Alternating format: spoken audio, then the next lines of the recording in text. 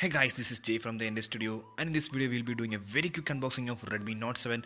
Yes, I know this is a very late review or late unboxing, but still I want to do the unboxing because this is my first purchase from me.com or me store, and this is my first Redmi device to be used. So without wasting much time, let's do the unboxing. Everything you know about this phone: Snapdragon 660 processor, 6.3-inch Full HD plus display, which is a 19:9 aspect ratio, 12 plus 2 megapixel rear facing shooter, 4000 milliampere battery, 13 megapixel front facing shooter, Gorilla Glass 5 on front and back, and a drop notch display. So let's do check the phone. And inside the box there is a small box which have that soft silicone casing for the phone, and looks good also. And these are the warranty paper and the user's manual, a signature tool. Then this is the phone, looks good in color. I'm pretty impressed by the color and the glass back.